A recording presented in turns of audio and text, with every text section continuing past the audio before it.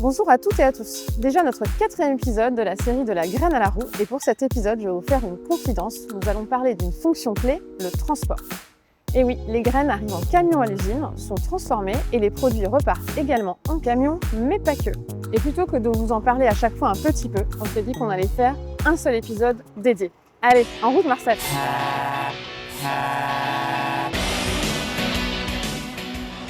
Alors pour ce nouvel épisode, nous sommes donc restés au Mériot parce qu'on y voit vraiment tous les flux de transport entrant et sortant. Et pour l'occasion, je suis ravie d'être avec Frédéric. Bonjour Frédéric. Bonjour Marion. Alors Frédéric, tu es le responsable de transport pour Cepol. Absolument. Ici, il se passe beaucoup de choses, des camions qui rentrent, qui sortent, plein de choses. Est-ce que tu peux m'expliquer concrètement ce qui s'y passe? Alors, sur le site du Mériot, qui est notre plus gros site, on a environ 300 véhicules jour qui amènent de la graine de colza 100% française. On a aussi des trains de graines qui viennent et on a aussi de temps en temps des barges qui font du brouettage de graines. Et alors concrètement, tous ces flux, comment tu les organises? Comment c'est géré, optimisé? Alors, ils sont organisés grâce à un outil qui s'appelle PTV et qui nous permet de pouvoir faire l'ensemble des tournées et de pouvoir optimiser les volumes transportés dans les citernes volucomptées. Et alors, je crois voir beaucoup de camions qui roulent avec Oléosan sur le site. Absolument. Est-ce que tu peux m'en dire un petit peu plus et surtout comment ça rentre dans la décarbonation de nos flux? Alors, tout le transport dédié roule à l'oléosan. Pour les véhicules qui n'ont pas suffisamment de volume sur les réservoirs, on a créé ce qu'on appelle un autoplein.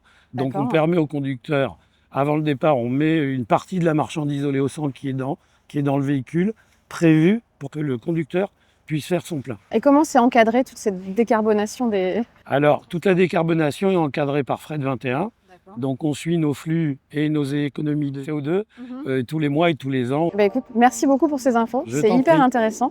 Et on voit que la transformation des transports, elle passe par la décarbonation et on va en parler tout de suite.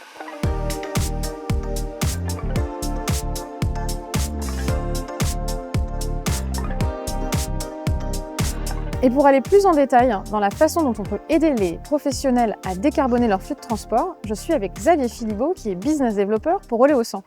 Bonjour Xavier. Bonjour Marion. Alors est-ce que tu peux m'expliquer, Xavier, en quoi l'écosystème Oléosan est différent des autres moyens de décarboner? Alors notre écosystème, il est assez particulier car on est à la fois producteur et vendeur de la solution. Dans le sens où ici, dans cette belle usine du Mériot, tu reçois les graines, tu les tritures, tu en fais un biocarburant et on va le livrer directement à nos clients avec les camions que tu peux voir derrière afin qu'ils l'utilisent directement dans leur cuve et leur camion. Donc toi, tu es vraiment là pour faire du lien entre des gens qui ont besoin de transporter des marchandises et des transporteurs. Mais concrètement, comment ça se passe? Alors à date, on a plusieurs centaines de transporteurs clients Oléosan qui ont à peu près 20 000 camions roulants obéissants en France.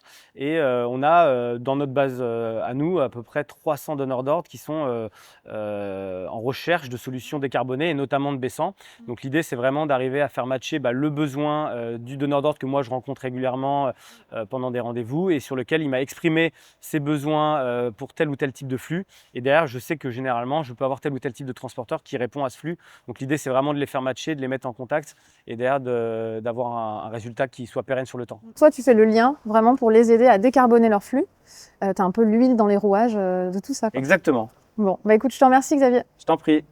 Et maintenant, nous allons retrouver Pauline qui va nous expliquer comment les émissions liées au transport sont comptabilisées. Merci Marion. Entre le champ et le camion qui roule avec Oléosan, il y a plusieurs étapes, et donc du transport. Parlons-en.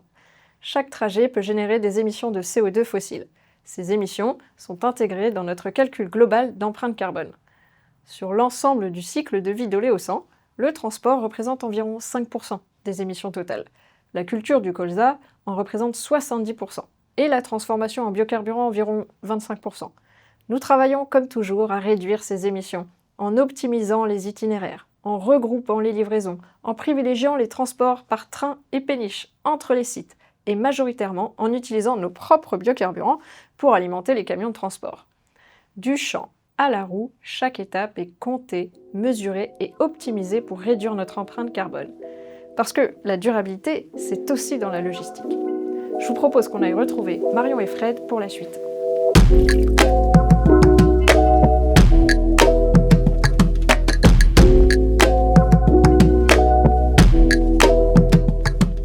Alors Frédéric, tu m'as beaucoup parlé des flux qui sont faits avec les camions au sein de l'usine. Absolument. Mais je crois qu'il y a d'autres choses. Est-ce que tu peux m'expliquer un peu en Tout détail? à fait. Nous avons des flux d'huile brute que nous ramenons du Mériot à Grand Couronne. D'accord. Donc on a un train par semaine de 1400 tonnes.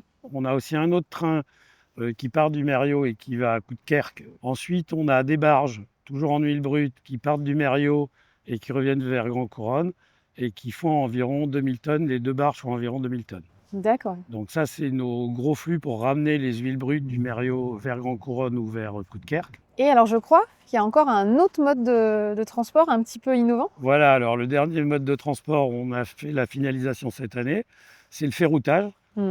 Donc le ferroutage, on a donc des isotanks. On a 18 isotanks qui tournent continuellement entre les camions, le train et la livraison. On a 3 lignes distinctes. On a 2 lignes sur Miramas, une ligne sur Bordeaux. Donc on charge un isotank sur un camion, on vient charger au Mériot en oléosan. On l'emmène à Valenton où il prend le train.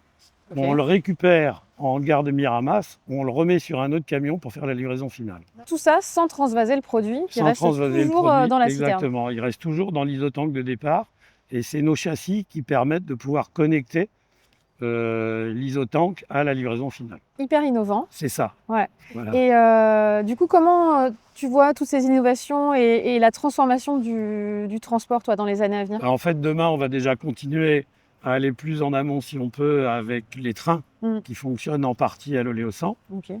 Ensuite, on va essayer d'aller s'améliorer encore plus sur l'optimisation des tournées pour pouvoir dépenser moins de CO2. Et pourquoi pas mettre encore un autre train pour transporter nos gros volumes. Bravo pour tout ça et merci beaucoup Fred. Au plaisir. Je vous l'avais dit au début de notre épisode, le transport est partout. Et on a vu à quel point c'était un levier important pour la décarbonation des professionnels.